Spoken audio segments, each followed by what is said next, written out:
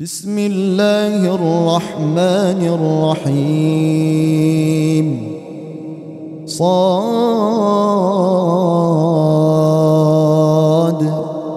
والقرآن ذي الذكر بل الذين كفروا في عزة وشقاق كم أهلكنا من قبلهم من قرن فنادوا ولا تحين مناص وعجبوا أن جاءهم منذر منهم وقال الكافرون هذا ساحر كذاب أجعل الآلهة إلها واحدا إن هذا لشيء عجاب وانطلق الملأ منهم أن امشوا واصبروا على آلهتكم إن هذا لشيء يراد ما سمعنا بهذا في الملة الآخرة إن هذا إلا اختلاق أأنزل عليه الذكر من بيننا بل هم في شك من ذكري بل لما يذوقوا عذاب أم عندهم خزائن رحمة ربك العزيز الوهاب أم لهم ملك السماوات والأرض وما بينهما فليرتقوا في الأسباب جند ما هنالك مهزوم من الأحزاب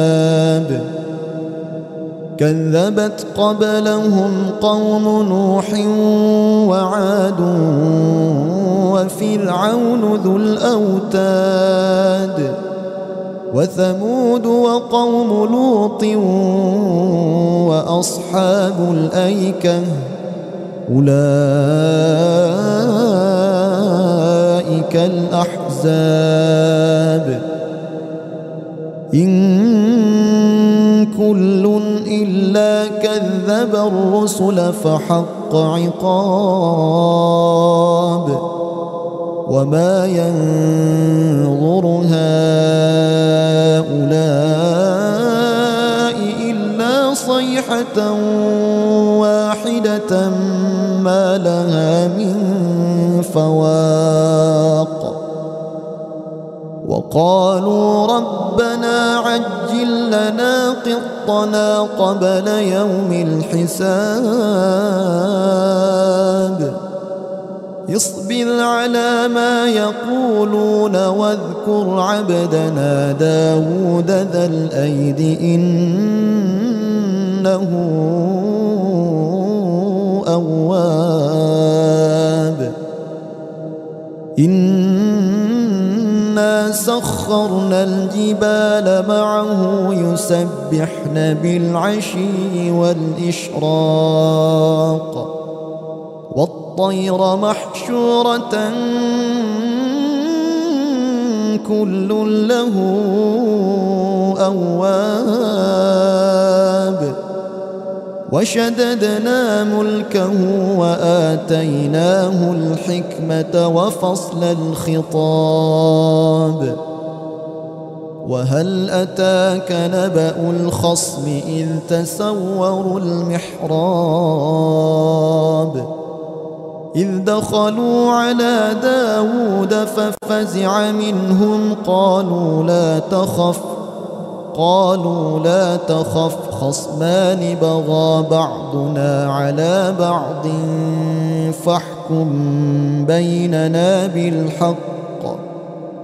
فاحكم بيننا بالحق ولا تشطط واهدنا إلى سواء الصراط إن هذا أخي له 99 نعجة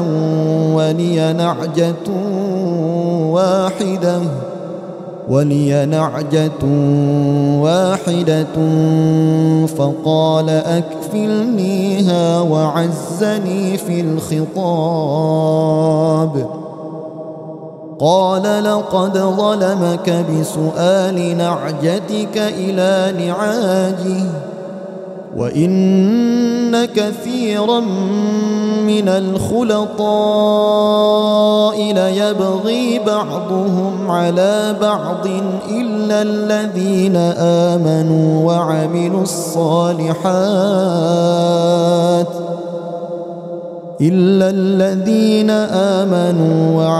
الصالحات وقليل ما هم وظن داود أنما فتناه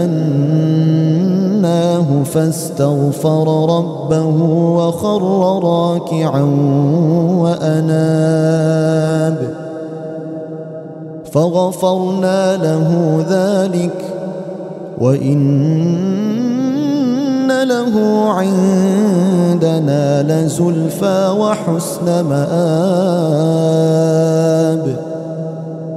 يا داود إنا جعلناك خليفة في الأرض فاحكم بين الناس بالحق ولا تتبع الهوى فيضلك عن سبيل الله إن الذين يضلون عن سبيل الله لهم عذاب شديد بما نسوا يوم الحساب وما خلقنا السماء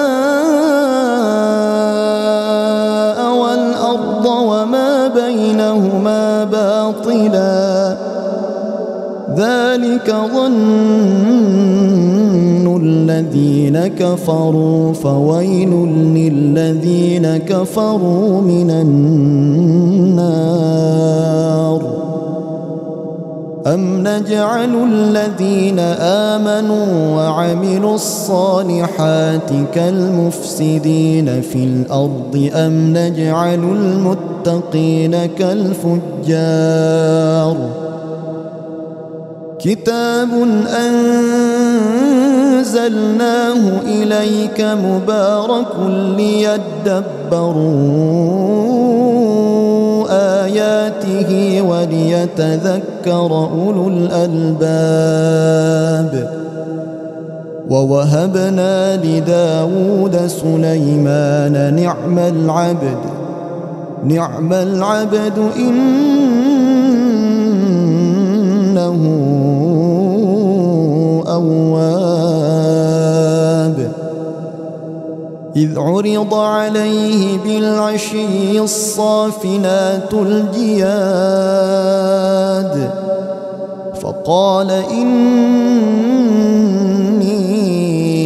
أحببت حب الخير عن ذكر ربي حتى توارت بالحجاب ردوها علي فطفق مسحا بالسوق والأعناق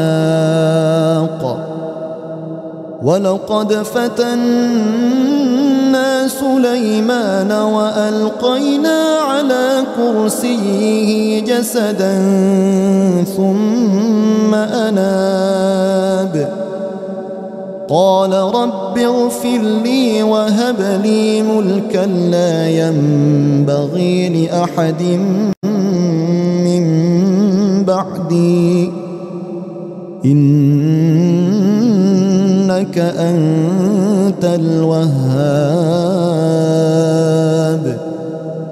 فسخرنا له الريح تجري بأمره رخاء حيث أصاب والشياطين كل بناء وغواص وآخرين مقرنين في الأصفاد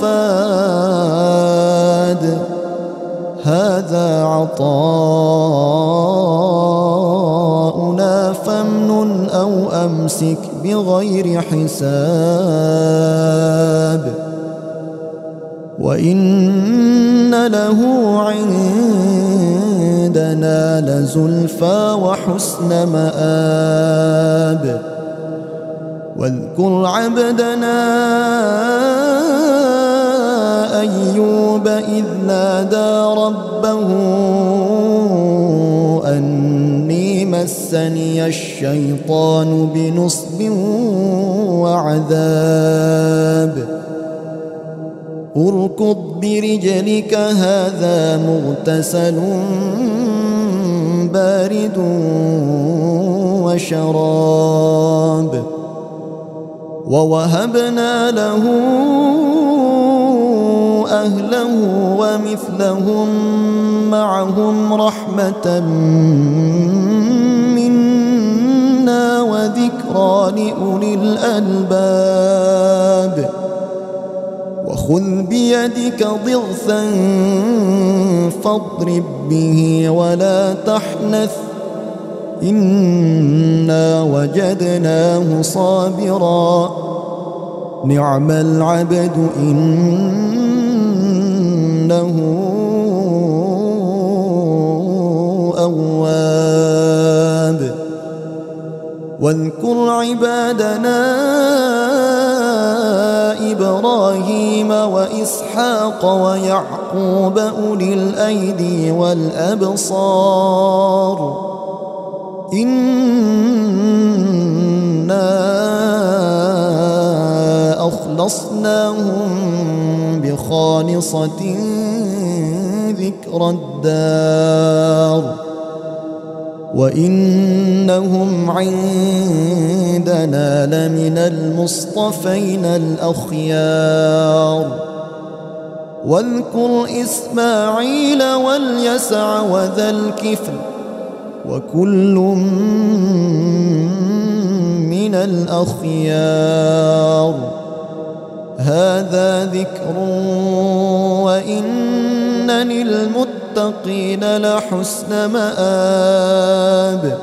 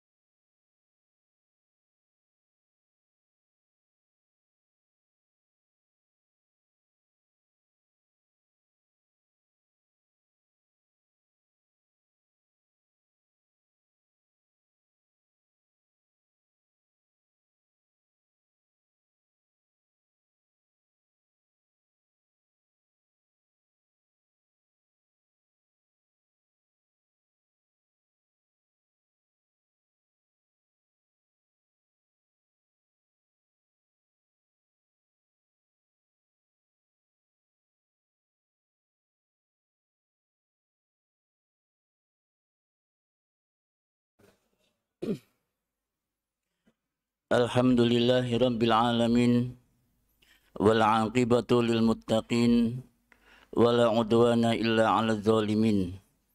Allahumma shalli wa sallim wa barik ala sayyidina wa maulana Muhammadin wa ala alihi wa ashabihi wa man tabi'ahum bi ihsanin ila yaumiddin. Rabbi shrah li sadri wa yassir li amri wahlul 'uqdatam min lisani yafqahu qawli, amma ba'du. Bapak Ibu kaum muslimin, jamaah salat subuh Masjid Taman Bahagia yang semoga senantiasa dirahmati dan berkahi Allah Ta'ala. Alhamdulillah, pada kesempatan subuh yang begitu sangat menyejukkan ya, dan juga membahagiakan, hari ini kita berkumpul bersama-sama di rumah-rumah Allah Subhanahu wa Ta'ala dalam rangka untuk mengkaji dinul Islam yang bersumber dari Al-Quran dan Sunnah.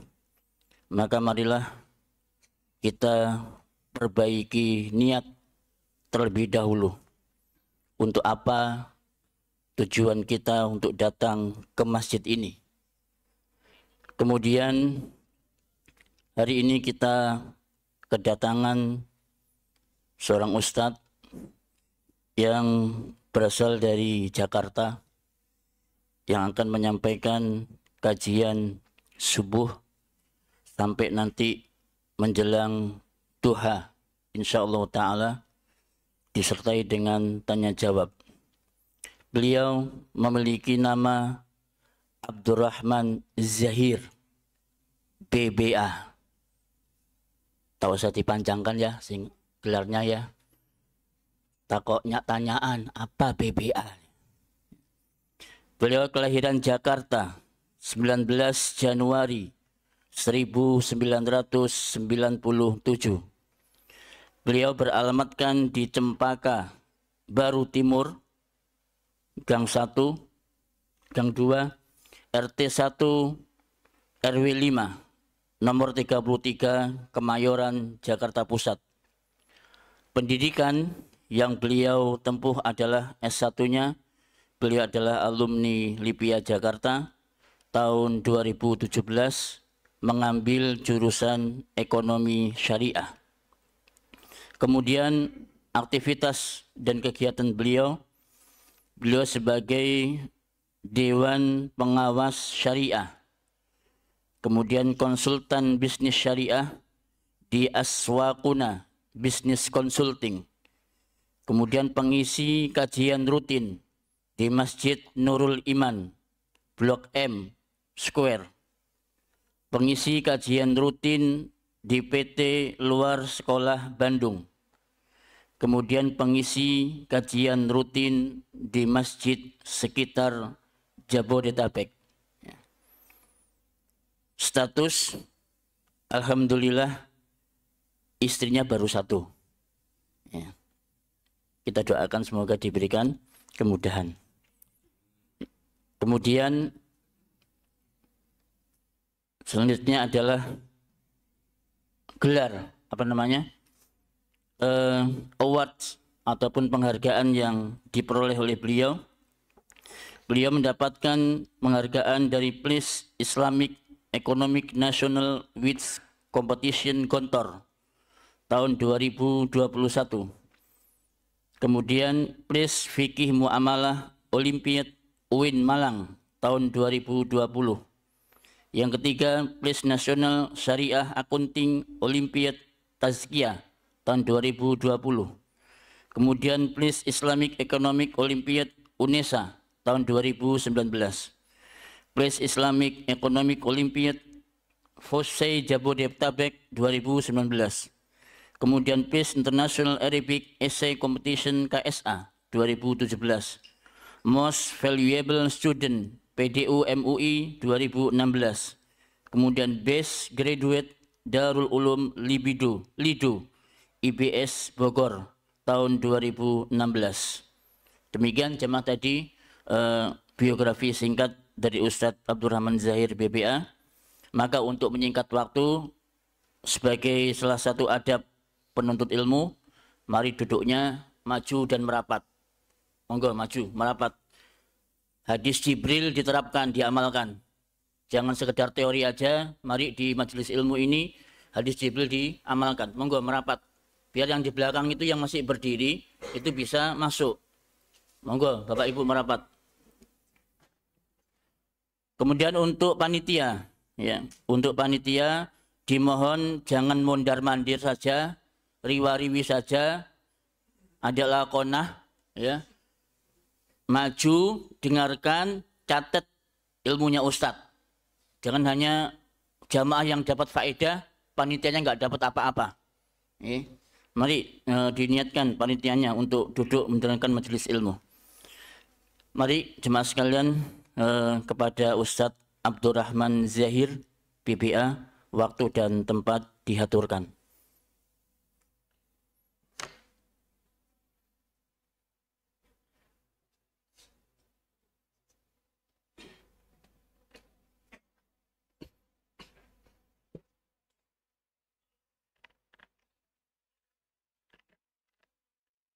Bismillahirrahmanirrahim.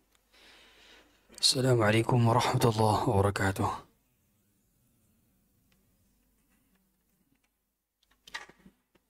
إن الحمد لله نحمده ونستعينه ونستغفره ونعوذ بالله من شرور أنفسنا وسيئات أعمالنا من يهده الله فلا مضل له ومن يضلله فلا هادي له أشهد أن لا إله إلا الله وحده لا شريك له وأشهد أن محمدا عبده ورسوله صفيه من خلقه وخليله أدى الأمانة وبلغ الرسالة ونصح للأمة وكشف الله به الغمة وجاهد في الله حق جهاده حتى أتاه اليقين وتركنا على محجة بيضاء ليلها كنهارها لا يزيغ عنها إلا هالك.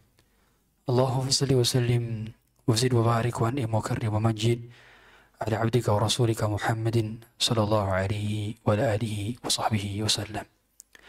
فقال عز من قائل يا أيها الذين آمنوا اتقوا الله حق تقاته ولا تموتن إلا وأنتم مسلمون. وقال عز وجل يا أيها الذين آمنوا اتقوا الله وقولوا قولا سديدا يصلح لكم أعمالكم ويغفر لكم ذنوبكم ومن يطع الله ورسوله فقد فاز فوزا عظيما. أما بعد فإن أصدق الحديث كتاب الله وخير الهدى هدى محمد صلى الله عليه وسلم وشر الأمور محدثاتها وكل محدثة في الدين بدعة وكل بدعة ضلالة وكل ضلالة في النار. Yang kami hormati dan kami muliakan para guru, para asatidz, para sesepuh di sini, dan juga para jemaah sekalian yang telah Allah mudahkan untuk kita semua melaksanakan salat subuh berjamaah sekaligus menantikan waktu syuruk dengan berzikir kepada Allah Subhanahu wa taala dengan halaqah-halaqah ilmu yang semoga setelah ini juga kita melaksanakan salat syuruk dan mendapatkan pahala haji umrah sempurna. Sebabnya kata Nabi SAW, man shalla subha fi jama'ah, siapa yang salat subuh berjamaah, thumma qa'ada yadhkurullah hatta tatlu'a syams, kemudian dia duduk menantikan waktu syuruk dengan cara berzikir kepada Allah. Yang dimaksud berzikir, para ulama mengatakan bukan hanya berzikir dengan lisan, tapi dengan hati dan dijawatakan dengan perbuatan. Salah satunya adalah dengan mendengarkan kajian ilmu. Qala Allah, qala Rasul. Apa yang dikatakan oleh Allah, apa yang disabdakan oleh Rasulullah SAW. Kemudian salat 2 rakaat, maka dia mendapatkan pahala haji dan umrah sempurna. Hadis yang diriwayatkan oleh para ulama, dihasankan oleh sebagian ulama. Hadirin rahmat Allah Subhanahu wa taala. Tentu kita berusaha semaksimal mungkin mengamalkan sunnah. Apa-apa yang kita lakukan dalam aktivitas dunia ini, kita mengetahui bahwa pengamalan sunnah adalah pengamalan yang mulia. Tidak ada satu kehidupan orang pun yang ketika kita mengikutinya, maka kita mendapatkan pahala, kecuali kehidupan Rasulullah SAW. Anda mengikuti kehidupan saya, tidak mendapatkan pahala. Anda mengikuti kehidupan si fulan, tidak mendapatkan pahala. Tapi Anda mengikuti kehidupan Rasulullah SAW, Anda mendapatkan pahala. Maka orang kafir pun menyatakan bahwa beliau adalah orang yang paling berpengaruh di alam semesta. Michael Hurt dalam satu bukunya, The Most Influenced People, atau orang-orang yang paling berpengaruh dalam peradaban manusia, meletakkan Rasulullah SAW sebagai orang nomor satu, orang paling berpengaruh di alam semesta.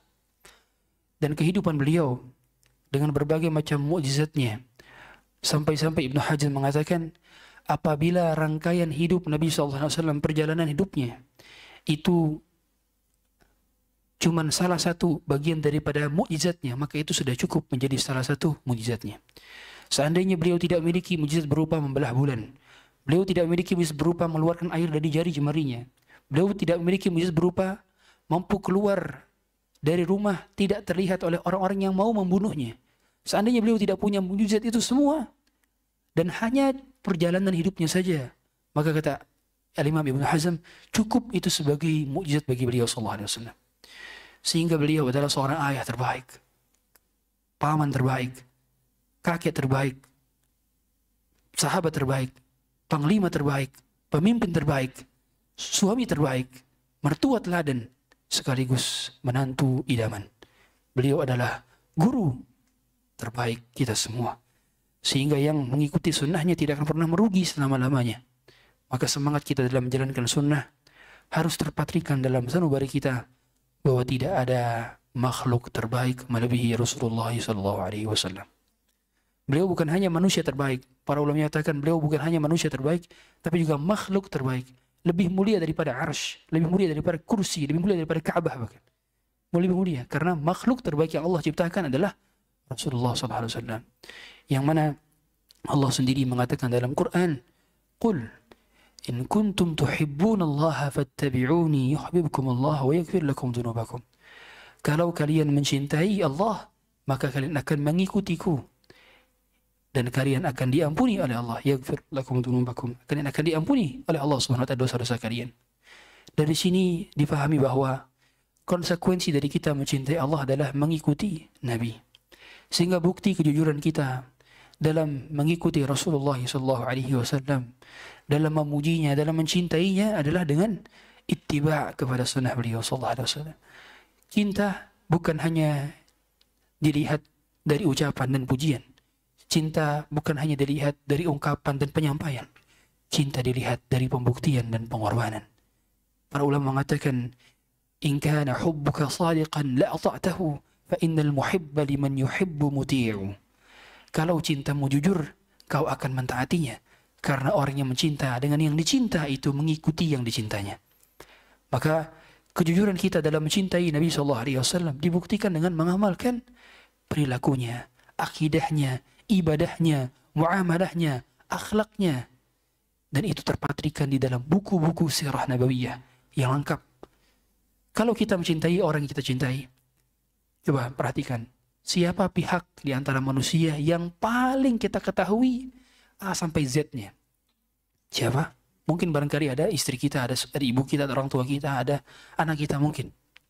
Tapi coba kita bukukan dalam satu buku.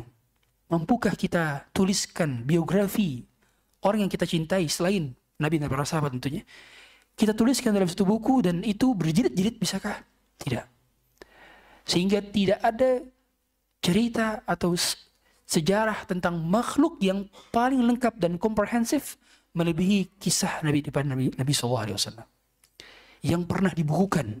Belum pernah ada seorang pun. Makanya mengapa para ulama menyebutkan bahwa kisah Nabi SAW sudah cukup menjadi mukjizat, karena nabi-nabi terdahulu tidak pernah terbukukan kisahnya lebih lengkap daripada Nabi SAW. Kisah Nabi Isa, kita tahu bagaimana dahulu masa remajanya? Tidak. Tapi Rasulullah, kita tahu bagaimana masa remajanya. Kita tahu bagaimana dahulu Nabi Musa prosesi dalam pernikahannya, kita tidak tahu secara lengkap. Bagaimana Nabi Musa punya anak, kita tidak tahu. Tapi beliau tahu kita. Kita tahu bahwa beliau SAW punya anak 7. Beristrikan 11. Bagian ulama mengatakan 12. Kita tahu bagaimana kehidupan beliau. Beliau tinggal di rumah yang mana, bersama siapa, jatah malamnya seperti apa. Kita tahu semua. Begitu lengkapnya perjalanan hidup beliau dari A sampai Z.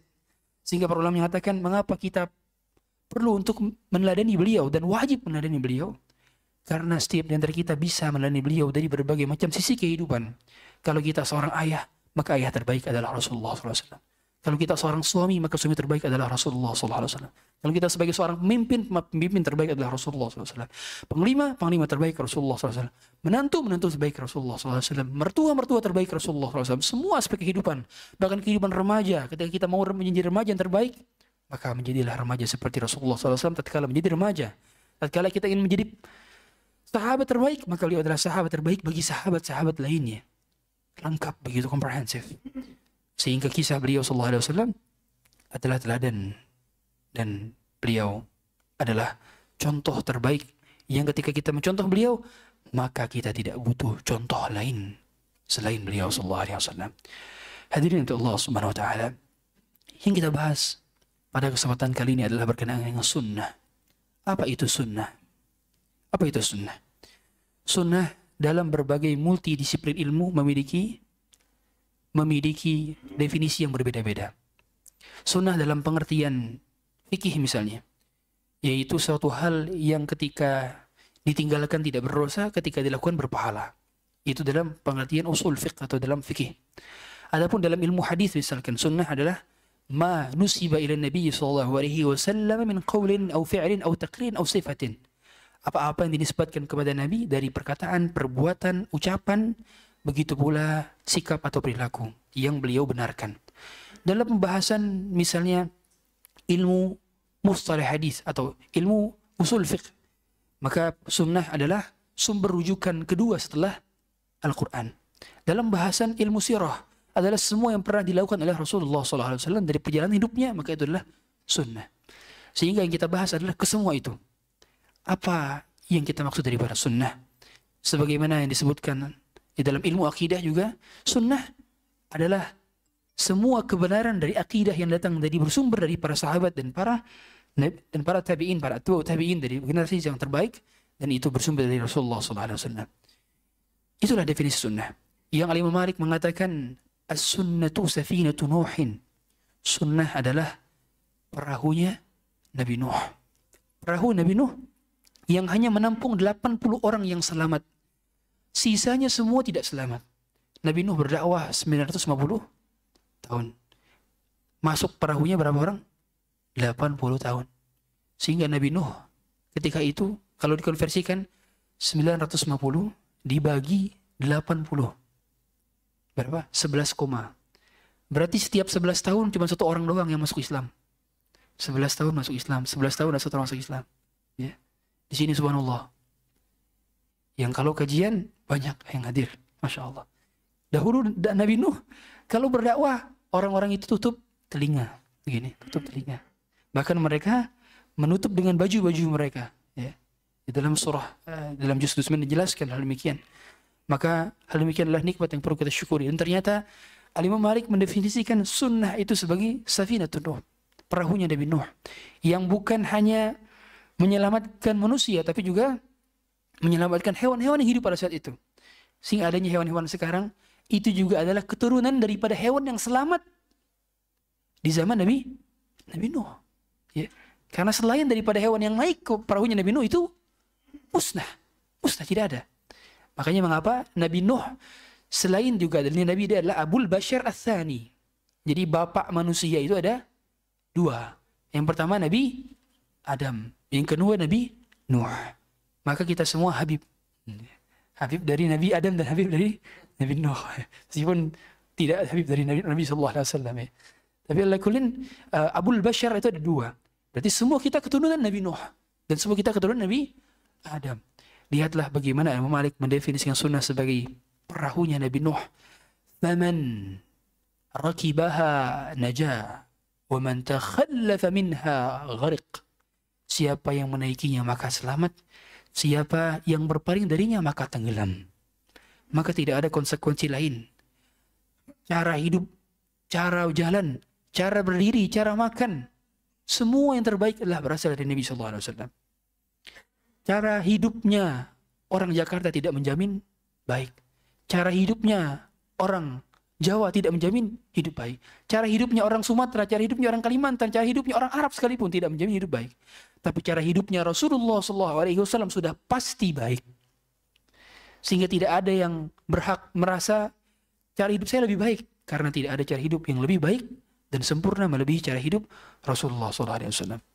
Maka kita melihat dari setiap hadis-hadis yang datang mengenai hadis qudsi misalnya dari hadis Bukhari, Allah sendiri yang mengatakan, "Ma taqarraba ilayya 'abdi bi syai'in ahabbu ilayya mimma aftaradtuhu ilaih." Tidak ada suatu hal yang paling aku cintai dari seorang hamba kecuali apa-apa yang telah aku wajibkan kepadanya. Sehingga amalan-amalan yang paling Allah cintai adalah amalan-amalan yang wajib. Nah, kita misalkan sholat qiyamul lail dari jam 1 sampai jam setengah 5 atau jam 4 di sini. Ya. Tiba-tiba jam 4-nya pas azan tidur, baru sholat subuh jam 7. Maka ini keliru. Yang sunnahnya lebih utama dibandingkan yang wajib, keliru. Yang wajib itu lebih utama dibandingkan yang sunnah. Kecuali beberapa perkara. Para ulama mengatakan salam. Mengucapkan salam terlebih dahulu hukumnya apa? Sunnah. Menjawab salam hukumnya wajib. Tapi para ulama sepakat bahwa mengucapkan salam terlebih dahulu lebih utama dibandingkan menjawabnya.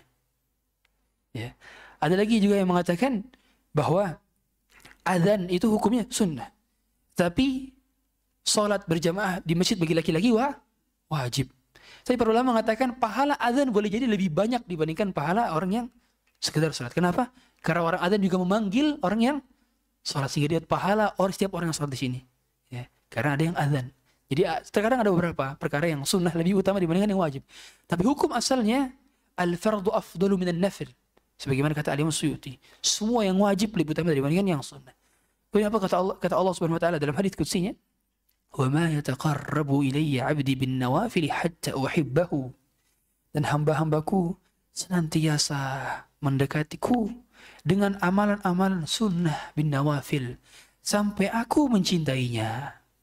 Sehingga ketika kita bersemangat dalam mengamalkan sunnah Rasulullah SAW, maka kita mendapatkan kecintaan dari Allah Subhanahu wa taala. Kita ingin sekali mendapatkan cinta Allah Subhanahu wa taala. Makanya para ulama mengatakan laisa sya'na an tuhib walakinna sya'na an tuhab. Laisa sya'nu an tuhib walakinna sya'na an tuhab. Yang menjadi problemnya bukan bagaimana kita mencintai, tapi bagaimana kita dicintai. Sehingga tatkala kita mendapatkan cintanya Allah, Allah mengatakan apa? Fa idza ahbabtuhu, kalau aku mencintai, kalau aku mencintainya, kuntu sam'ahu alladhi yasma'u bih. Aku menjadi pendengaran yang dia gunakan untuk ternyata copot. Ternyata copot. Kata Allah Subhanahu wa taala dalam hadits qudsiynya, "Fa idza ahbabtuhu kuntu sam'ahu alladhi yasma'u bih." Kalau aku mencintainya, maka aku akan menjadi pendengaran yang digunakan untuk mendengar. Maksud para ulama apa? Maksudnya adalah Allah akan jaga pendengaran dari mendengarkan hal-hal yang haram. Wa basaruhu alladhi yubsir bih. Aku akan menjadi matanya yang dia gunakan untuk melihat. Artinya Allah akan beri taufik dia hanya melihat yang baik-baik saja. Hanya melihat yang halal-halal saja. Wa yadahu alladhi yabtishu biha. Aku akan jadikan tangannya yang dia gunakan untuk menggenggam. Maksudnya Allah akan jaga tangannya dari menyentuhnya yang haram. Wa rijlahu allati yamshi biha. Dan Allah akan jadikan tangannya, kakinya yang dia gunakan untuk melangkah. Artinya Allah akan jaga langkahnya dari langkah-langkah yang haram.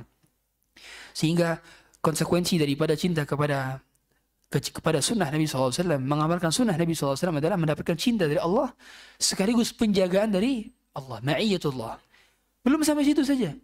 Kata Allah Subhanahu wa taala dalam hadis qudsi tadi, Allah menyebutkan wala in sa'alani la'utiyannah. Kalau dia meminta kepadaku, aku akan berikan permintaannya. Wala in ista'adzani la'u'idhannah. Kalau dia memohon perlindungan kepadaku, aku akan lindungi dia. Bayangkan, dapat cinta Allah, kemudian dapat mendapatkan perlindungan dari Allah, penjagaan dari Allah, dapat permintaan yang dikabulkan oleh Allah Subhanahu wa taala. Itulah konsekuensi dari pengamalan sunnah. Makanya ada sahabat Nabi sallallahu alaihi wasallam yang bernama Abdullah bin Umar radhiyallahu taala anhuma, yang menjadi perawi dari hadis terbanyak kedua setelah Abu Hurairah. Jadi yang pertama perawi hadis paling banyak siapa? Abu Hurairah. 5.000-an hadis. Yang kedua adalah Ibnu Umar. Yang ketiga adalah Anas bin Malik. Yang keempat adalah Aisyah radhiyallahu taala anha. Yang kelima adalah Ibnu Abbas radhiyallahu taala anhuma. Kemudian yang keenam adalah Jabir bin Abdullah. Yang ketujuh adalah Abu Sa'id Al-Khudri. Itu 7 sahabat muda. 4 dari Makkah, 3 dari Madinah. Dan semuanya adalah anak-anak muda. Maka di sini saya sering katakan, kalau yang mengisi soft masjid sholat subuhnya orang-orang tua, itu biasa. Tapi kalau yang mengisinya adalah anak-anak muda, itu luar biasa. Karena yang paling banyak di zaman Nabi yang menjadi sahabat adalah anak-anak muda. 67% sahabat diriwayatkan itu totalnya adalah anak muda. Anak-anak muda semuanya. Usia sekitar belasan sampai 50-an. Itu anak-anak muda semua. Baru sisanya orang-orang tuanya. Makanya mengapa anak-anak muda harus kita dekatkan kepada sunnah, harus dibuat cinta kepada sunnah, harus dibuat semangat dalam mengamalkan sunnah. Sebagaimana para sahabat, dari 10 orang yang dijamin surga oleh Rasulullah SAW, mayoritasnya berada di usia 30 tahun ke bawah. Pada saat dikabarkan Abu Bakar fil jannah, Umar fil jannah, hanya sebagian kecil saja yang di atas 30. Cuma 2 orang doang. Siapa? Atau 3 orang? Abdurrahman bin Auf, Abu Bakar Siddiq, dan Utsman bin Affan. Sisanya 30 tahun ke bawah. Umar bin Khattab masuk Islam umur berapa? 26 tahun hadirin. 26 tahun. Ini usia yang belia. Makanya mengapa anak-anak muda harus didekatkan kepada agama. Dan lihatlah, dahulu ada sahabat yang bernama Abdullah ibni Umar radhiyallahu taala anhuma. Yang mana Abdullah bin Umar diberi gelar dengan sahibu ta'assi Rasulullah sallallahu alaihi wasallam. Sahabat yang senang mengamalkan sunnah Rasulullah sallallahu alaihi wasallam. Jadi ketika dapat riwayat dari Nabi sallallahu alaihi wasallam, dapat riwayat dari para sahabat tentang bagaimana kehidupan Nabi, maka langsung mengikuti jejak Nabi sallallahu alaihi wasallam. Sampai Abdullah bin Umar itu sengaja napak tilas di mana saja Nabi SAW pernah bersinggah ketika safar, di mana saja Nabi SAW pernah berhenti ketika mau hijrah ke Madinah. Sampai ada tempat di mana ketika itu bersama rombongan, Abdullah bin Umar bersama rombongan, tiba-tiba dia berjalan ke pojokan, kemudian dia pipis, berdiri lagi. Orang keheranan, kok bisa lagi bersama rombongan, dia ke ujung sana dan pipis, berdiri lagi. Berdiri lagi. Ketika ditanya, wahai Ibnu Umar, apa yang kau lakukan? Sesungguhnya aku tidak melakukan ini kecuali aku pernah melihat Nabi SAW pada saat kami sedang bersafar. Beliau pipis di sana dan beliau berdiri dalam kata berdiri. Bayangkan. Sampai seperti itu beliau mengamalkan sunnah Nabi SAW. Jadi apa yang dikerjakan senang. Ya. Bahkan para sahabat itu senang menggunakan model rambutnya Rasulullah SAW. Jadi Rasulullah SAW rambutnya panjang. Kadang wafrah limah jumah. Jadi ada model style rambut Nabi, wafrah itu sampai telinga panjangnya.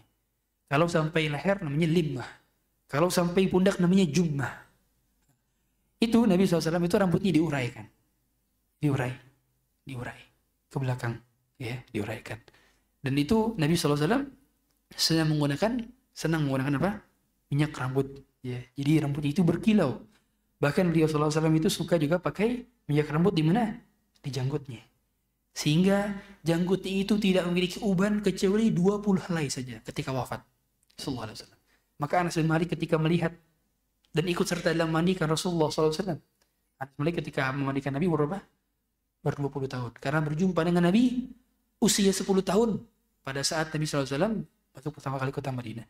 Dan itu menghitung jumlah janggutnya Nabi yang berwarna putih cuma 12 apa cuma 20. Sebagian riwayat mengatakan 14 dalam hadis syama'ilnya.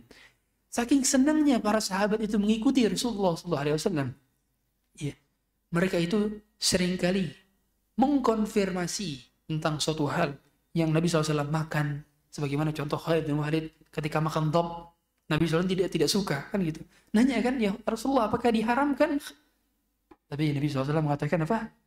Sungguhnya aku tidak temui itu di kampungku. Nah, sehingga kalau kita makan makanan yang kita nggak suka, daripada kita bilang nggak enak, mohon maaf, di Probolinggo nggak ada. Itu mungkin bahasa yang sopan ketika kita menolak makanan yang mungkin bagi kita nggak suka. Karena Nabi SAW sangat sopan ketika menolak makanan. Ya.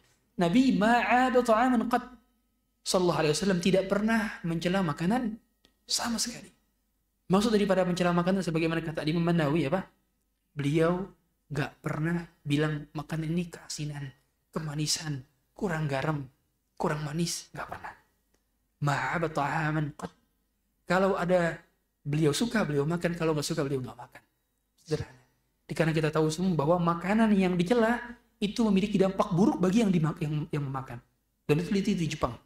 Air yang satu yang dicela-cela, satu air yang dipuji-puji, ternyata dampaknya berbeda. Antara air yang dipuji dengan air yang dicela. Begitu pula kita, ketika kita memang makanannya kurang kita suka, jangan berkomentar. Bahkan, kita tahu semua, di antara bohong yang diperbolehkan adalah bohong pertama, pada saat perang. Itu pada saat kepada musuh, maka kita ditanya, berapa jumlah kamu? Kita jawab, tidak sesuai dengan kenyataan. Karena al-harbu khid'ah, peperangan dengan musuh, peperangan ini dengan musuh kaum muslimin tentunya, itu adalah yang penipuan. Mau tidak mau harus berbohong. Justru kalau jujur itu tidak boleh.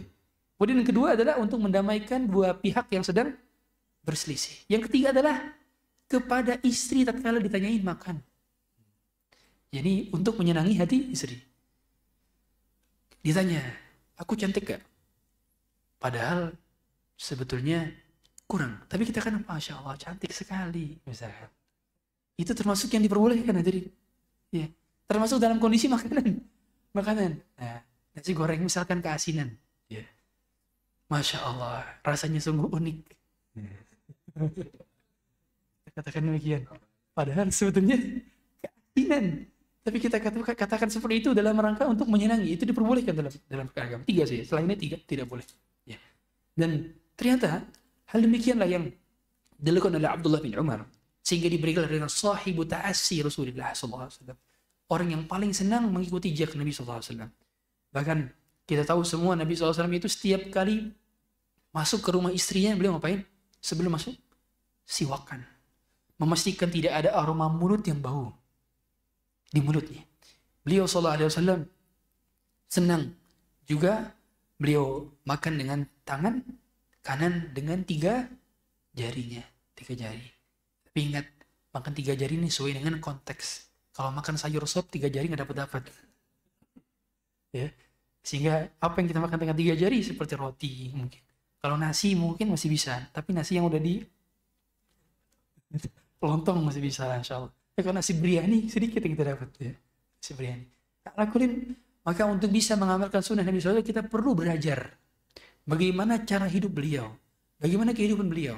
Makanya sirah nabawiyah itu dibagi menjadi 4. Kehidupan sirah nabawiyah dibagi menjadi 4. Yang pertama sirah nabawiyah itu sendiri, yaitu perjalanan hidup beliau dari peperangannya, dari peristiwa-peristiwa besarnya. Itulah namanya sirah nabawiyah. Kapan sahabat ini masuk Islam, kapan sahabat ini melakukan peperangan, kapan sahabat ini ekspansi syariah, ghazawatnya. Itu ulama menuliskan seperti kitab Maghazi karya Al-Waqidi salah satunya. Kemudian yang kedua adalah Syama'il Al-Muhammadiyah, Asy-Syama'il Muhammadiyah, yaitu karya Imam Tirmidzi. Itu kitab berkenaan dengan semua cara hidup Nabi dari A sampai Z. Jadi bagaimana Nabi makan, bagaimana Nabi berjalan, Nabi SAW itu senang jalan. Nabi SAW itu kalau jalan gimana? Ka'annahu yanhattu min sababin. Seperti beliau berada di turunan. Jadi kalau jalan tuh cepat. Dan jalan gak diseret kakinya, tapi jalan cepat. Dan beliau SAW kalau jalan tidak melihat ke atas, tidak melihat kanan kiri, tapi fokus jalannya. Itu jalannya. Di situ juga dijelaskan bagaimana beliau SAW ketika beliau duduk. Ada cara duduk ketika beliau makan, ada cara duduk ketika beliau lagi bersender, ada cara duduk ketika beliau sedang bertumpu. Ada semua cara-caranya di sana. Itu Syama'il Muhammadiyah. Bagaimana cara beliau menyisir? Menyisir. Nah, kadang-kadang kita mentang-mentang rambutnya kita lebih banyak ke sebelah kiri, kita mendahulukan sebelah kiri. Padahal harusnya beliau itu menyisir itu di sebelah kanan terlebih dahulu. Kanan dulu, baru setelah itu kiri. Nah, itu sunnah padahal. Tapi kita jarang melakukannya. Yang mana kata Aisyah radhiyallahu taala anha, innahu yuhibbut tayammuna fi tarajjulihi wa tana'ulihi wa fi sya'ni kullih. Beliau senang mendahulukan yang kanan. Kalau pakai sendal dahulukan yang kanan, kalau disir dahulukan yang kanan. Nah, gimana caranya untuk bisa menghafal sunnah? Dalam pakai sendal aja kita bisa dapat pahala. Ketika memakai sendal saja kita bisa dapat pahala. Contoh, ketika keluar masjid, kaki mana yang pertama kali keluar? Kiri. Tapi sendal mana yang pertama kali masuk ke kaki? Kanan. Terus gimana Ustaz? Caranya? Bingung. Nah, caranya gampang. Ini sendal kita. Ketika kita keluar, kaki kiri nyentuh sendal kiri. Tapi belum masuk slop. Baru habis itu masuk slop yang keluar kaki kanan, masuk slop kanan. Baru masuk slop kiri. Begitu pula kita masuk masjid pakai kaki apa? Kanan. Tapi keluar slop itu yang pertama kali keluar apa? Kiri. Gimana caranya? Nah, begitu masuk masjid, keluarin kaki kiri dulu, taruh di atas sendal. Habis itu keluarkan kaki kanan, langsung masuk masjid. Baru masuk masjid dengan kaki kirinya. Itu dari pengamalan sunnah saja kita bisa. Dari pakai sendal. Sampai-sampai kata Syekh bin Bas, Syekh, wahai Syekh, bagaimana ketika, ada yang tanya beliau, udah pernah ditanya, bagaimana kalau sendal kita jauh, yang satu di sana, yang satu di sini. Kan sering tuh, tendang-tendang sendalnya kan. Nah, kita tahu, ada larangan bahwa nggak boleh pakai sendal sebelah. Fa inna syaitan yanta'ilu bina'lin wahidah. Karena syaitan itu senang pakai sendal sebelah. Maka kata Syekh bin Bas, ini istata'ta an ta'amala bis sunnati bikadha faf'al. Kalau kamu mampu untuk mengamalkan sunnah dengan cara nyeker, maka lakukanlah. Maksudnya gimana? Ya ini dengan cara apa? Nyeker sebentar. Kalau lagi jauh sendalnya, sendal yang satu ambil, satu lagi ambil, baru keduanya dipakai. Bukan solop satu, terus jingkrak-jingkrakan. Itu bukan sunnah. Nah, sunnahnya adalah ngambil dua-duanya, baru dipakai dua-duanya. Makanya kenapa kita nggak boleh nyukur qadha? Apa qadha? Qadha itu nyukur, yang ini habis, yang sini banyak. Ini ukuran 0, terus ininya banyak. Nah, itu nggak boleh. Qadha. Kenapa kok qadha nggak boleh? Para ulama mengatakan, karena zalim kepada kepala sendiri. Dia memberikan sebagian kepala itu hak rambut, sedangkan sebagian kepala nggak ada rambutnya. Sama seperti kita nggak boleh pakai sendal sebelah. Kenapa? Karena zalim kepada kaki sebelahnya. Kok kaki sebelah pakai sendal, kaki sebelah nggak boleh pakai sendal? Itu agama kita menganjurkan keadilan itu dari situ. Sampai-sampai kepada tubuh kita sendiri kita nggak boleh zalim. Masya Allah, luar biasa. Sampai ada hadis juga menerangkan bahwa kita nggak boleh setengah tubuh kita kena matahari, setengah tubuh kita nggak kena matahari. Kalau kita duduk di kursi di pinggir jalan, kita nggak boleh tubuh kita setengahnya kena matahari, setengahnya lagi nggak kena matahari. Allah mengatakan karena itu zalim kepada diri sendiri. Yani sebelah tubuh kita nggak kena matahari. Makanya mengapa Allah mengatakan inni haramtu zulma ala nafsi faj'altuhu muharraman bainakum fala tadhalamu. Aku mengharamkan kezaliman kepada diriku sendiri dan aku haramkan kepada kalian kezaliman. Maka luar biasanya agama kita yang menunjukkan bahwa setiap sunnah itu ada hikmahnya. Dari setiap sunnah ada banyak faedah-faedah dalamnya. Yang mana setiap kali kita mengamalkan sunnah Rasulullah SAW, maka kita akan dicintai oleh Allah dan Rasulnya. Hadirin Allah Subhanahu Wa Taala, sunnah itu bukan dalam perkara penampilan saja. Sunnah bukan dalam perkara penampilan saja. Tapi sunnah juga dalam perkara akidah. Sehingga kalau kita mencintai Rasulullah SAW, kita juga berakhlak dengan beliau. Cara berakhlak dengan beliau adalah dengan mempelajari akidah beliau SAW. Jangan sampai kita berkeyakinan yang lain-lain selain daripada akidah Ahlussunnah wal Jamaah. Sunnah juga bukan tentang ibadah saja. Ya, sunnah adalah akidah dan ibadah. Tapi juga berkaitan dengan muamalah. Bagaimana muamalah beliau? Bagaimana cara transaksi beliau? Bagaimana beliau ketika berkata, berucap, bersikap kepada musuh-musuhnya. Yang mana para sahabat Nabi SAW begitu memuliakan Nabi. Jadi para sahabat itu, mereka saking memuliakan Nabi SAW, dalam hadis riwayat Bukhari disebutkan oleh salah seorang sahabat tentang bagaimana Nabi SAW dimuliakan oleh para sahabat.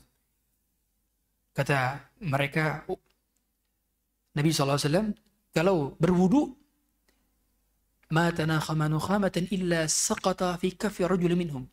Nabi kalau buang dahak, Nabi di kanan kirinya sudah ada orang yang siap-siap ngapain? Mengadahkan tangan untuk dituangkan dahak Nabi. Fadallaka biha wajhah. Kemudian mereka membaluri wajah-wajah mereka dengan dahak Nabi. Bayangkan. Tapi ternyata ini hanya berlaku bagi Rasulullah SAW. Tidak berlaku bagi saya, tidak berlaku bagi ustaz, tidak berlaku bagi kiai, tidak berlaku bagi habib. hanya bagi Rasulullah SAW dan para nabi lainnya. Makanya mengapa Nabi Yusuf itu ayahnya Yakub pernah wabiyadat aina, matanya buta. Salah satu penyembuhannya dengan apa? Bajunya Nabi Yusuf, karena baju Nabi Yusuf itu ada keringatnya Nabi Yusuf. Nah, itu karena jasadnya para nabi itu ada berkah, tapi tidak ada dari selain Nabi. Makanya ketika para sahabat itu berlaku seperti ini, dilihatlah oleh Abu Sufyan. Abu Sufyan ini seorang yang pebisnis, suka dagang ke luar negeri. Pernah melihat Kaisar Romawi, pernah melihat Persia, pernah melihat wilayah-wilayah kekuasaan imperium lainnya. Kata beliau ketika memberi testimoni sebelum masuk Islam. Kata beliau apa? Ma ra'aitu ahadan yuhibbu ahadan kahubbi ashabi Muhammadin Muhammada. Aku belum pernah melihat ada seorang mencintai seorang lainnya seperti cintanya sahabat Muhammad kepada si Muhammad. Masya Allah. Jadi menunjukkan bahwa pada dasarnya cinta para sahabat kepada Rasulullah SAW itu full totalitas. Maka cinta kita kepada Rasulullah SAW harus kafah.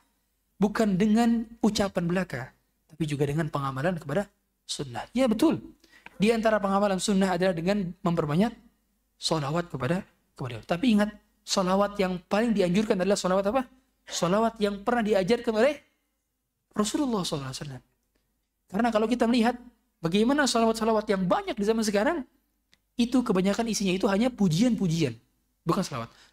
Apa definisi sholawat? Definisi sholawat itu adalah doa dan salam. Jadi sholawat itu Allahumma salli wa sallim, itu sholawat.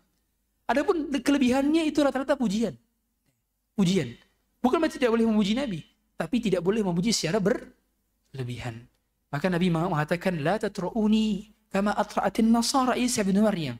Jangan kalian puji aku berlebihan sebagaimana Bani Israel memuji Isa bin Maryam, sehingga menjadikan mereka seperti Tuhan. Maka daripada kita jadi berkreasi tentang banyak-banyak pujian, lebih baik kita memperbanyak salawatnya.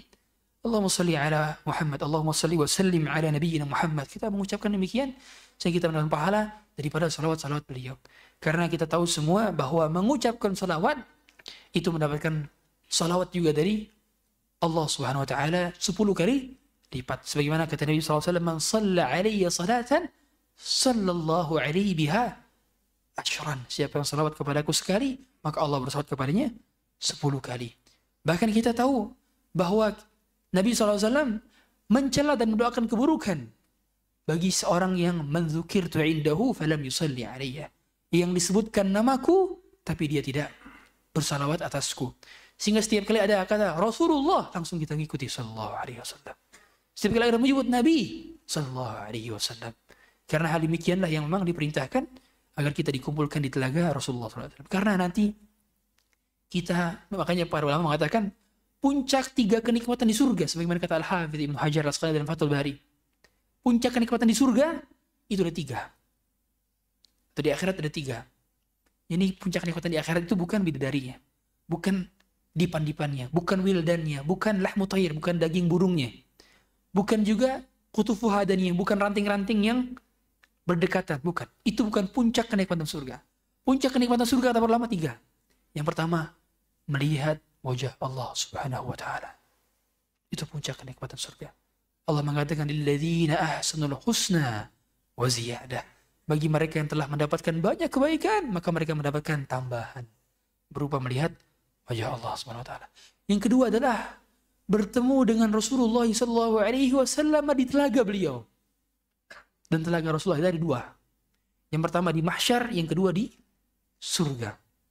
Itu telaga. Sumber air yang di mahsyar itu berada di telaga Kautsar yang berada di surga. Makanya Allah mengatakan inna a'tayna kal kautsar. Kami berikan kepada engkau sumur atau telaga Kautsar yang berada di surga. Ya, telaga itu airnya ngalir sampai ke mahsyar dan beliau punya telaga berbentuk persegi panjang sama sisi dari jarak ke Madinah hingga ke Sana atau ke Aden. Seperti itu jaraknya, dan setiap nabi punya telaga. Dan ada orang-orang yang diharamkan masuk ke telaga beliau sallallahu alaihi wasallam. Padahal beliau mengenal orang tersebut dan orang tersebut mengenal Rasulullah sallallahu alaihi wasallam. Kata malaikat ketika Nabi SAW bertanya kepada malaikat, "Mengapa mereka tidak bisa masuk ke telagaku?"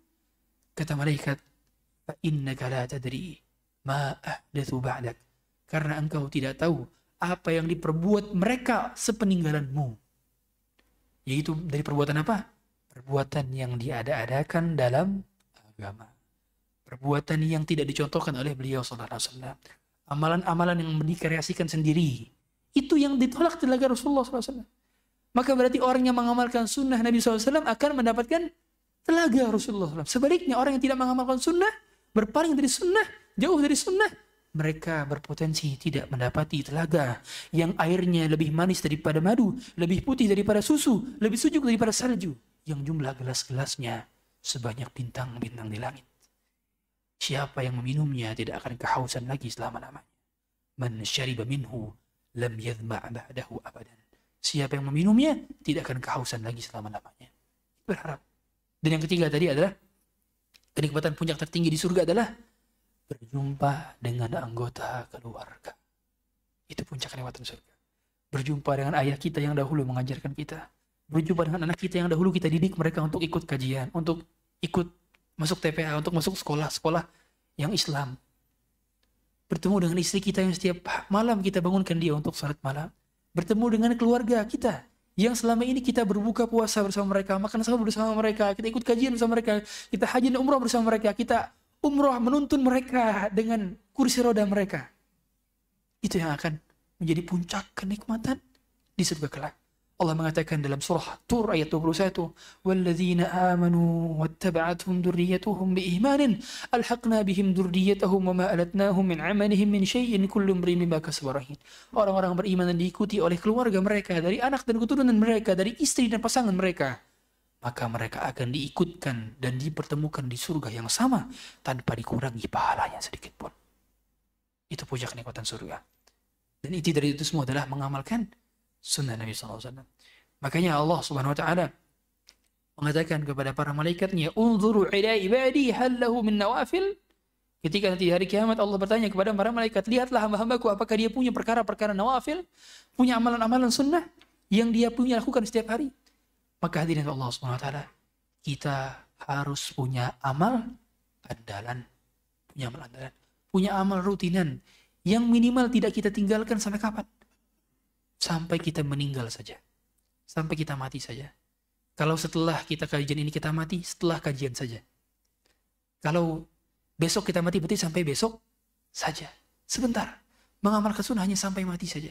Karena nanti di surga tidak ada ibadah kecuali ibadah zikir, ibadah nikah, dan ibadah tauhid. Tidak ada kita sholat di sana. Tidak ada kita puasa di sana. Tidak ada haji umrah di sana.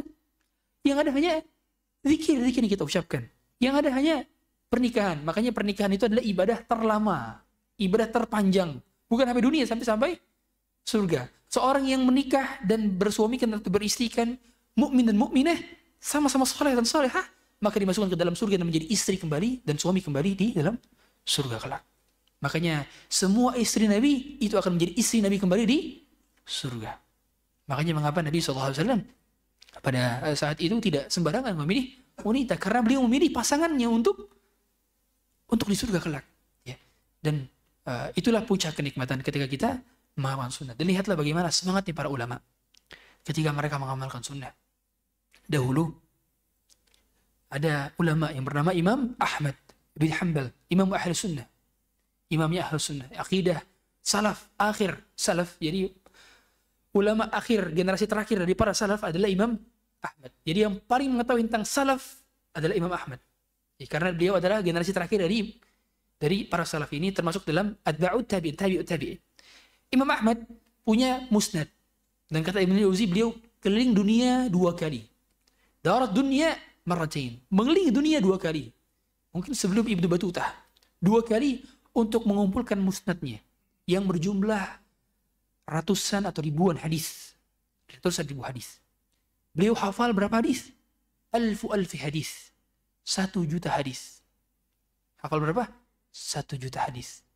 Ternyata setiap kali beliau mendapati ada 1 hadis tentang suatu perkara, beliau mengamalkannya terlebih dahulu sebelum menuliskannya dalam kitabnya. Pernah beliau mendapati Nabi SAW memanggil orang berbekam, memanggil orang untuk bekam beliau. Kemudian beliau kasih 1 dinar. 1 dinar itu 4,25 gram emas. 4,2 gram emas. Sekarang emas 1,4 juta. Betul?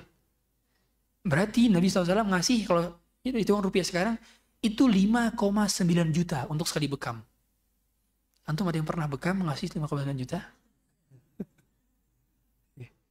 Akhirnya Imam Ahmad langsung cari tukang bekam. Dan selesai bekam beliau ngasih 1 dinar. Sejumlah seperti Nabi SAW membayarkan tukang bekam tersebut. Subhanallah. Beliau mendapati hadis. Nabi SAW itu pernah berhaji atau berumrah dengan menggunakan kendaraan. Tawaf menggunakan kendaraan dan sa'i menggunakan kendaraan. Akhirnya beliau sengaja dari Basrah ke Mekah. Dan menyengaja ketika di depan Ka'bah beliau pakai kendaraan. Ketika sa'i beliau pakai kendaraan. Dan menyalami Hajar Aswad juga dengan tongkat yang di atas kendaraan.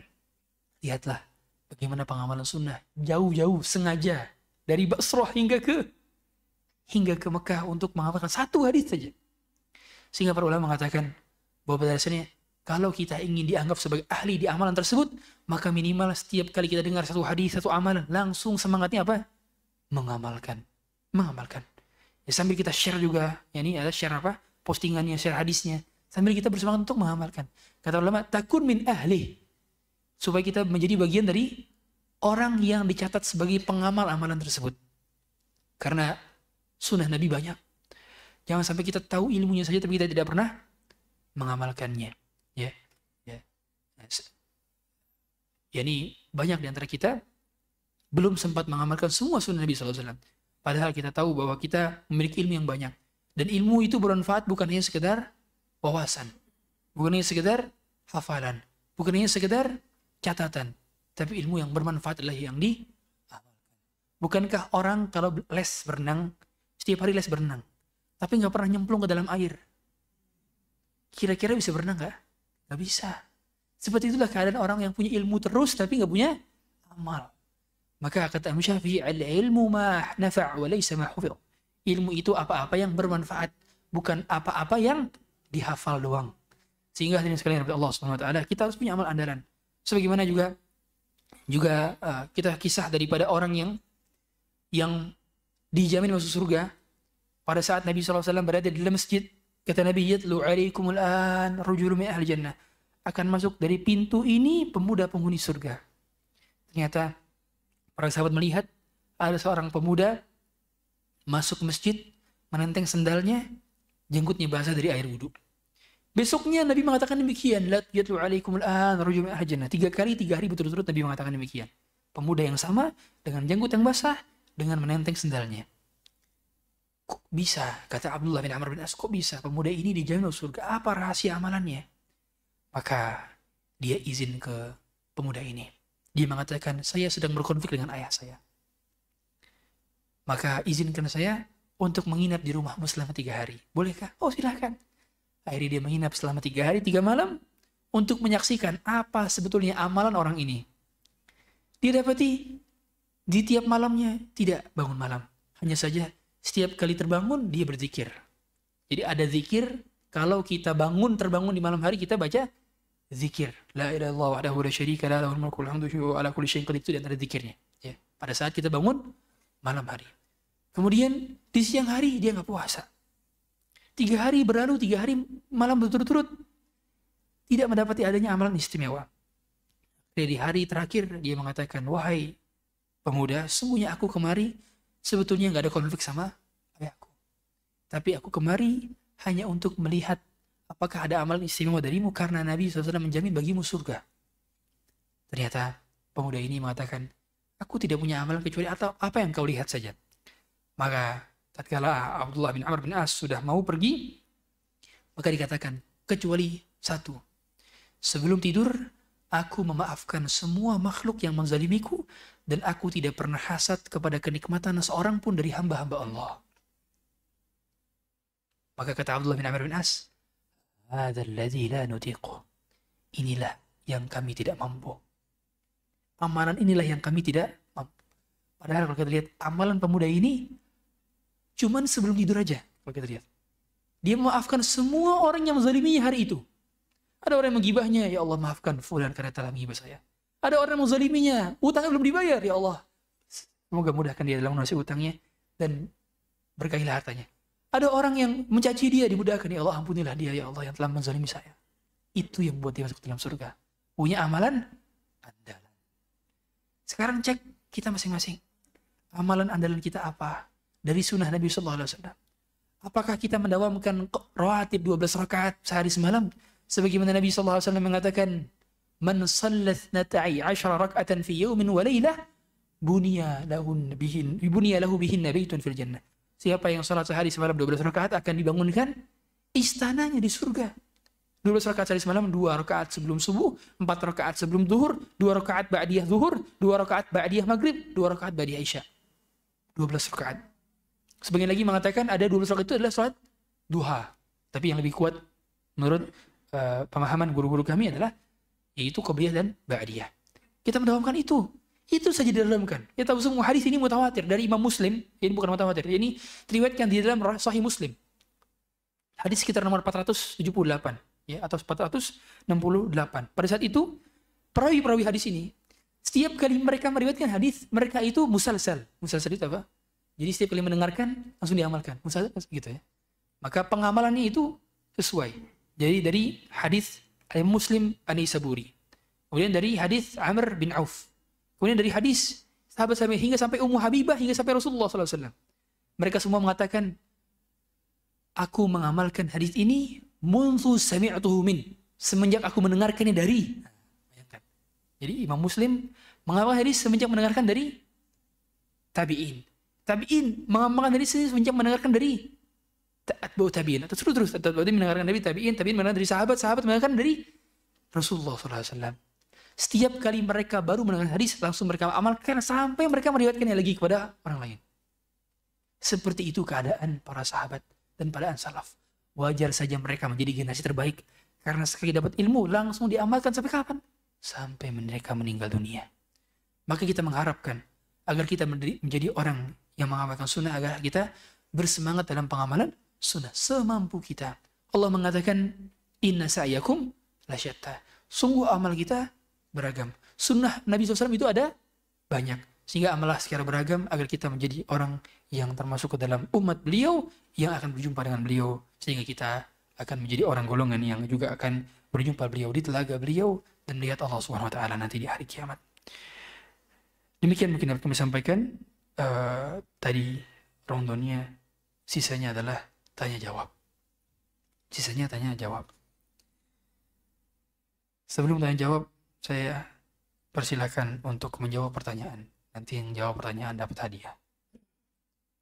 Pertanyaan pertama.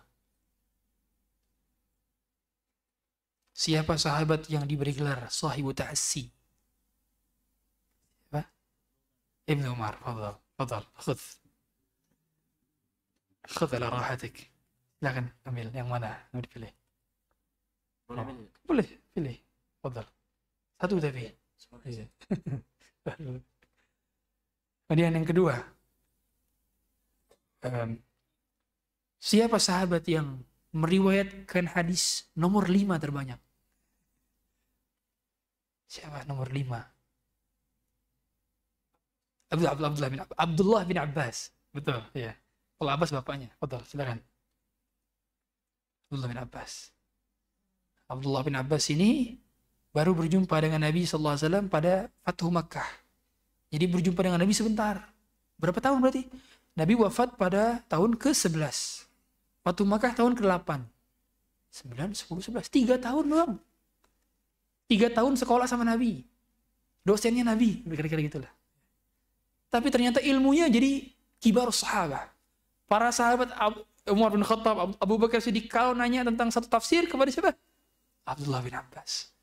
Itulah mengapa boleh jadi hadirin sekalian, ada orang baru taubat tapi belajarnya lebih giat dibandingkan kita, tapi mereka lebih ilmu dibandingkan kita. Maka jangan pernah remehkan. Ya. Jadi kita lebih lama ngajinya, tapi ternyata segitu-gitu aja ngajinya. Ya, dulu saya punya jemaah ini, jemaah baru mu'alaf, belum belajar Quran, belum belajar Islam, ternyata langsung belajar bahasa Arab.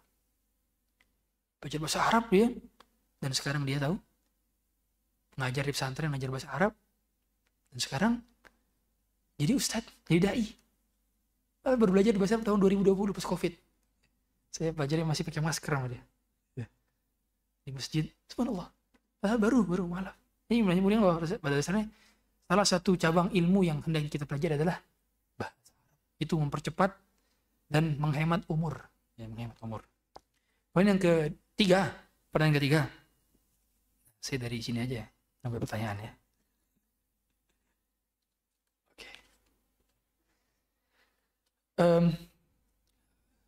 Berapa mahar Nabi Shallallahu Alaihi Wasallam kepada istri-istrinya? Mayoritas. Ya, berapa? Itu kepada Khadijah, tapi kepada istrinya bukan. Berapa? Tahu? Berapa? Ya, itu juga kepada istri-istrinya. Ini kepada istri-istrinya rata-rata adalah 400 dirham. Dan rata-rata seperti itu. Ini para ulama mengatakan makruh kalau lebih daripada itu. Ya, makruh kalau lebih daripada itu ya. Dan yang berikutnya, apa definisi sunnah menurut ilmu akidah? Tadi kan ada definisi sunnah menurut ilmu hadis, ada menurut fikih, ada menurut usul fiqh. Apa menurut ilmu akidah? Nah, itu menurut apa?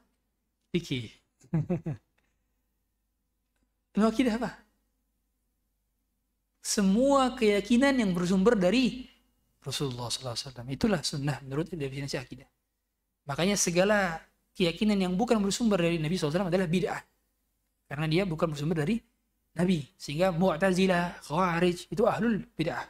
Sehingga karena mereka tidak memiliki keyakinan sebagaimana Nabi SAW meyakini. Ya udah, kita ganti. Apa definisi sunnah menurut cabang ilmu usul fiqh? Kalau menurut fikih tadi, apa-apa yang dikerjakan mendapatkan pahala, apa yang ketika ditinggalkan tidak mendapatkan dosa. Kalau usul fiqh, apa? Sumber, ya, silakan. Betul sekali, fadhal. Silakan, ambil. Ya, betul. Kemudian yang berikutnya, ini apa ini? Besar aja. Betul. Yang berikutnya,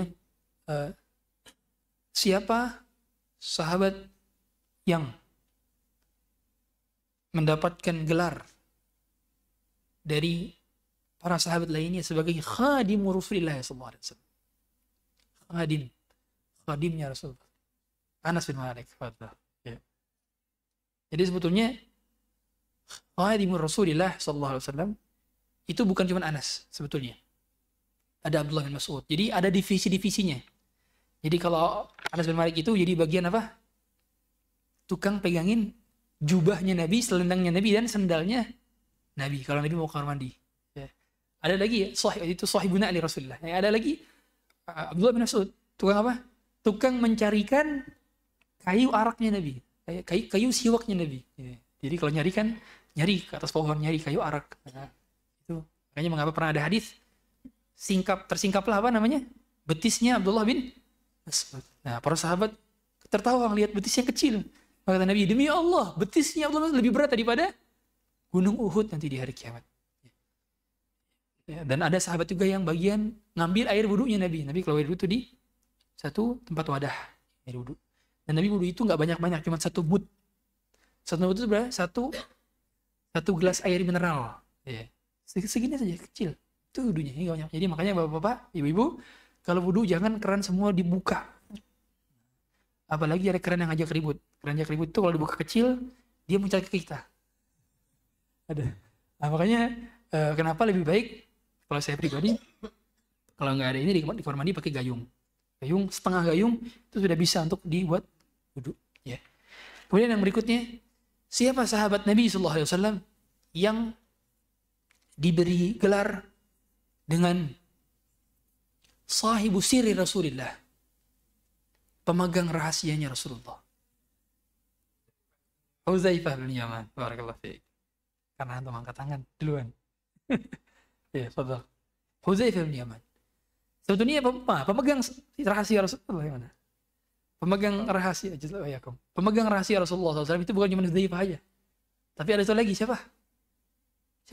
Abu Hurairah. Ya, kata Abu Hurairah, hafiztu wi'a'aini min Rasulillah sallallahu alaihi wasallam.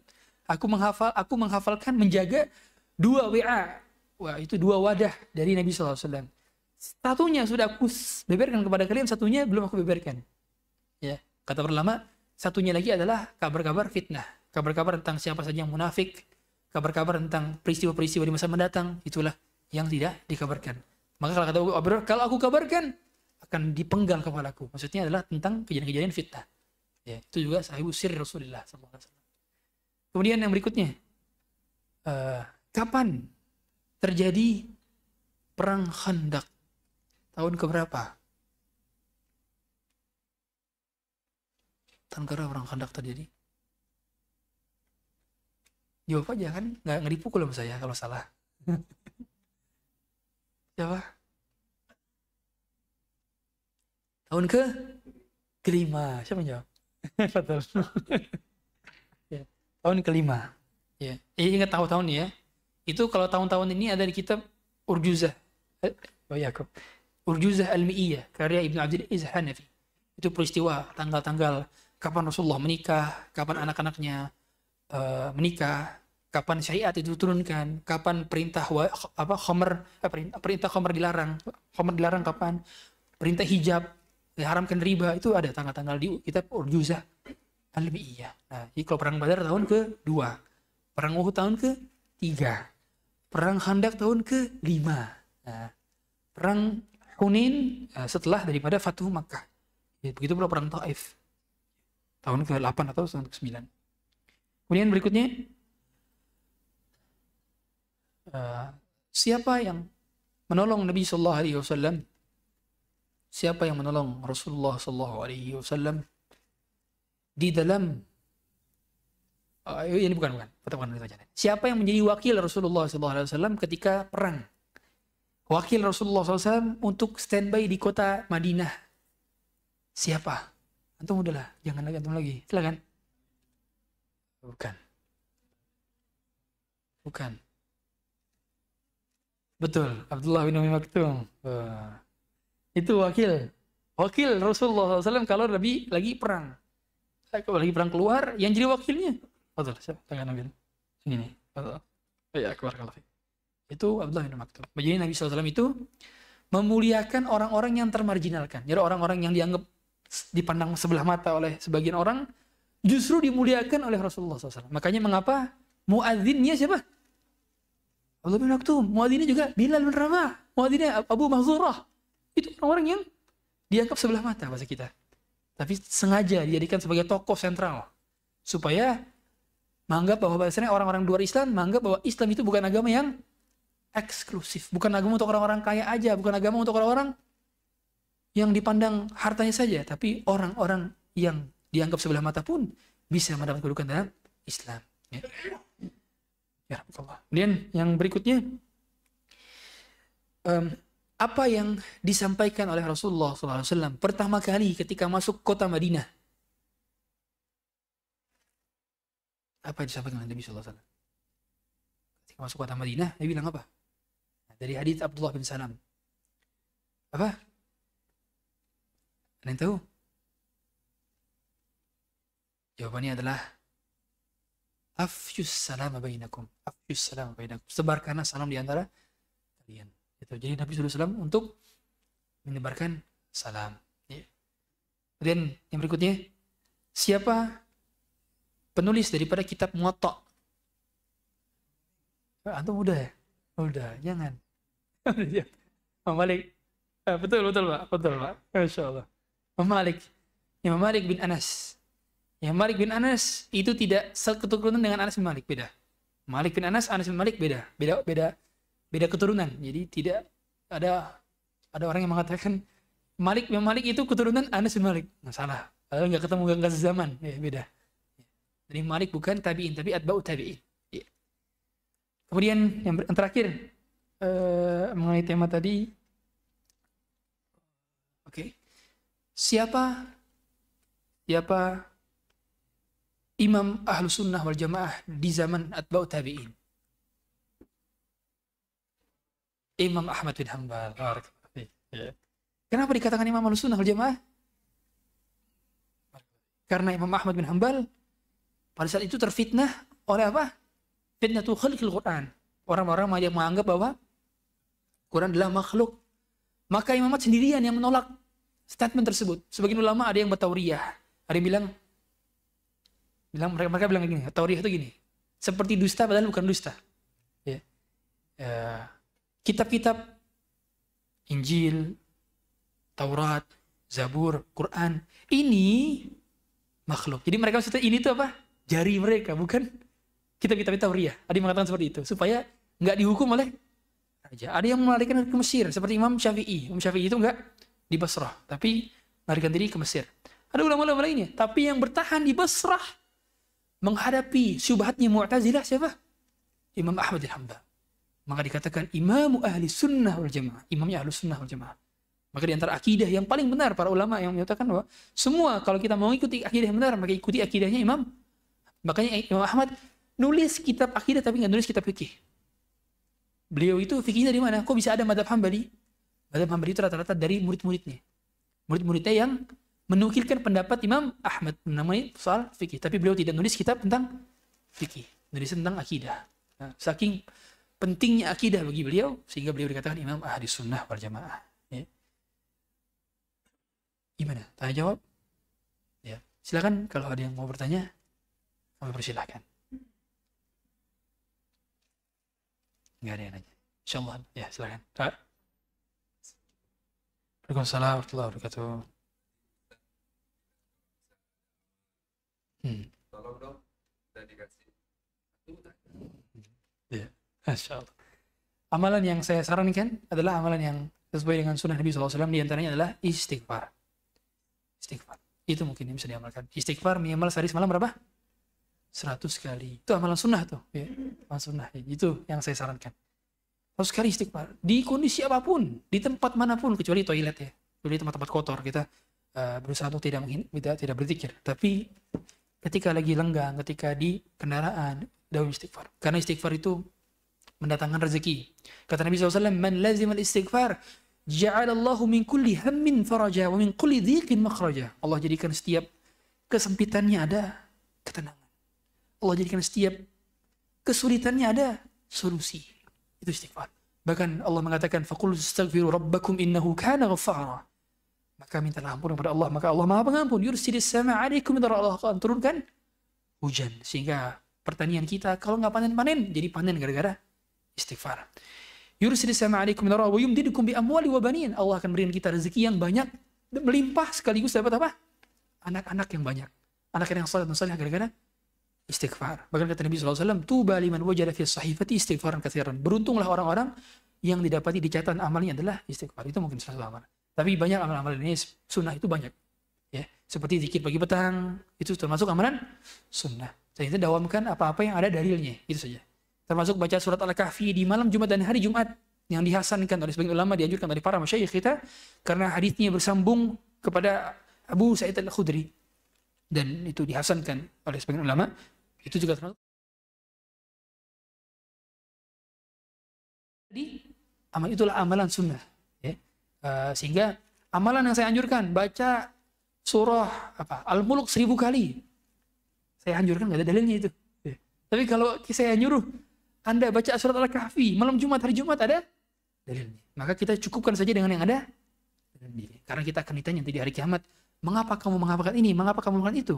Kalau kita menjawab, saya cuma ikut-ikutan saja ya Rasulullah, saya cuma ikut-ikutan saja ya Allah, kita akan nggak bisa jawab. Maka hendaknya kalau kita tahu amalan satu dari Kiai A, Kiai B, Habib A, Habib B, Ustadz A, Ustadz B, kita nanya, kira-kira ada dalilnya atau enggak? Kalau dalilnya kita lakukan, kalau nggak ada, maka nggak kita lakukan. Mungkin demikian yang kita bisa lakukan. Ada lagi? Ya silakan Pak. Waalaikumsalam warahmatullahi wabarakatuh.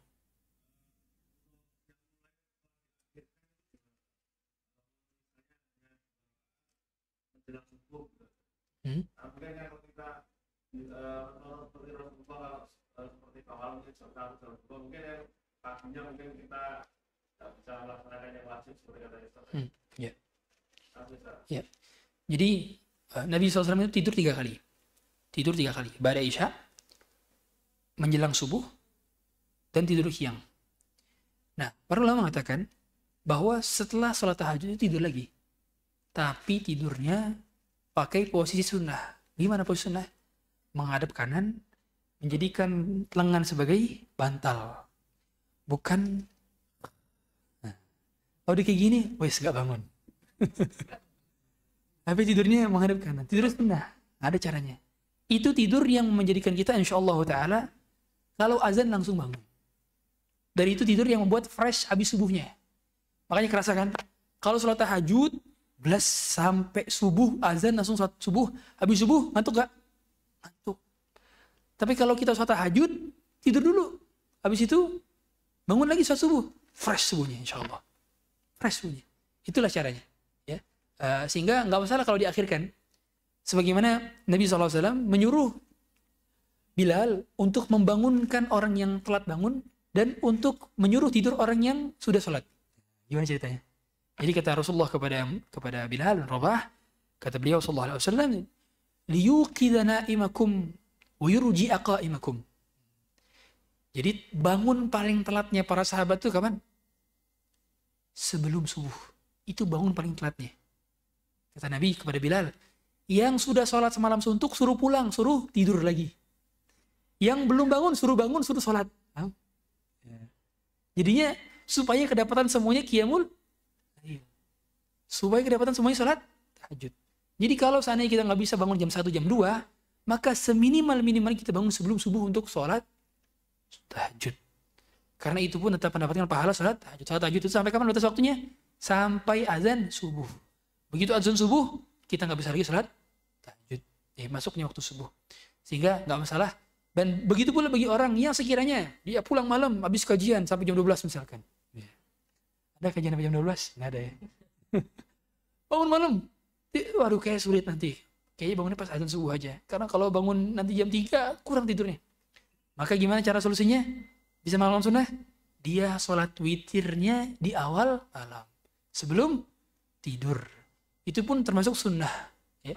Jadi kalau orang nggak bisa mendapatkan sunnah yang maksimal, minimal sunnah minimalis. Yaitu sebelum, karena yang paling afdal sebetulnya adalah sebelum subuh. Tapi kadang-kadang kita kebangunnya pas sudah azan. Maka lebih baik kita awali sholat witirnya di awal malam. Sebagaimana wasiat Rasulullah SAW kepada Abu Hurairah. Ya, kata Abu Hurairah, awsani khalili bi thalath. Kekasihku memberiku wasiat 3 perkara. Di antaranya adalah sholat duha, kemudian dalam keadaan ini puasa 3 hari selama sebulan, 3 hari dalam 1 bulan. Wa naumin ala witrin. Yang terakhir adalah tidur dalam keadaan sudah sholat witir. Ya, demikian. Wallahu a'lam. Ada lagi terakhir? Silakan.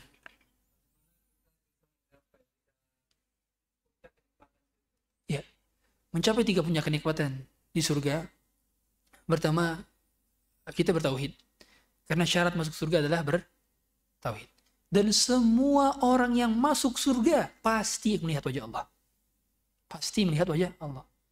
Kata Nabi sallallahu alaihi wasallam kepada Jabir bin Abdullah, tatkala Jabir melihat bulan purnama, jadi bulan di malam 17 Ramadan, maka beliau mengatakan, ya Jabir, innakum satarawna rabbakum kama ra'aitumul qamar lailatal badr la tudammuna fi ru'yatihi.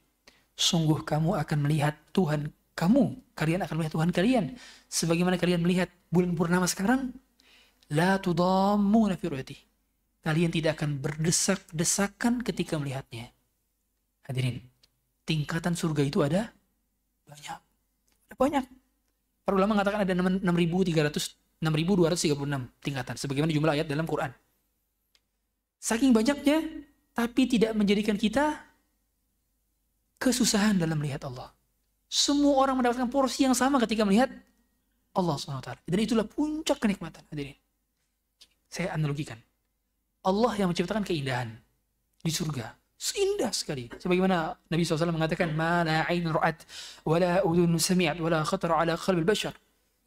Tidak pernah mata memandangnya. Tidak pernah telinga mendengarkannya. Dan tidak pernah terfikir pun oleh imajinasi kita. Dan tidak pernah terfikirkan oleh analisa kita. Tidak pernah terdeskripsikan. Sehingga kalau kita menggambarkan bagaimana surga dengan gambar kita pakai AI segala macam, tidak akan pernah sama selama-lamanya. Akan beda. Karena tidak pernah terfikirkan, tidak pernah tergambarkan. Itu keindahan yang Allah ciptakan.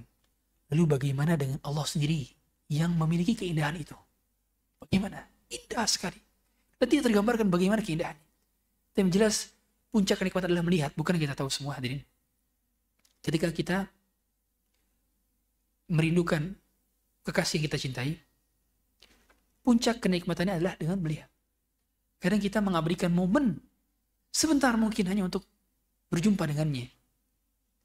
Karena orang yang mencintai itu mampu menyalurkan kerinduannya dengan melihat. Dan kita akan melihat wajah yang selama ini memberikan kita hidayah, memberikan kita Islam, memberikan kita petunjuk sunnah, memberikan kita nafas, memberikan kita udara, memberikan kehidupan. Kita akan melihat wajahnya. Itulah puncak kenikmatan. Yang kedua adalah dengan ittiba kepada Rasulullah SAW, yaitu mengikuti sunnah Rasulullah SAW. Karena pada akhirnya seorang ketika dimasukkan ke dalam surga harus beramal sesuai dengan sunnah Nabi SAW. Dan kita memohon yang terakhir adalah meminta doa kepada Allah SWT supaya dimasukkan ke dalam surga dan diperlihatkan wajah Allah SWT. Sebagaimana doa Nabi SAW, Nabi berdoa gimana? Allahumma inni as'aluka ladzatan nazar ila wajhik wasyauqa ila liqa'ika fi ghairi dharra mudirrah wala fitnatin mudillah.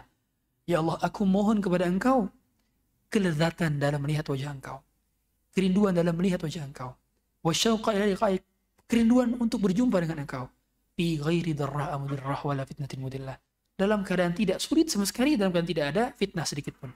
Itulah permintaan kita, dan itulah doa Nabi SAW. Nabi nggak pernah minta doa bidadari, Nabi nggak pernah minta arikah, Nabi nggak pernah minta lahmu thair, Nabi minta doa melihat wajah Allah. Maka minta masuk surga yang paling tinggi juga itu bagian daripada permintaan. Ya. Maka aneh sekali, saya lihat ada video, ada gerakan menolak masuk surga. Bapak-bapak pakai kaos, apa itu ya? Saya nggak tahu kaosnya apa, tapi rambutnya sudah putih, belakangnya tulisannya salah satu gorokan. Dan itu dia bilang, ayo mari kita canangkan gerakan menolak masuk surga. Anda kalau nggak masuk surga nggak usah ngajak-ngajak. Kami mau masuk surga. Kan gitu. Kok bisa-bisanya ada orang nggak mau masuk surga ngajak-ngajak orang?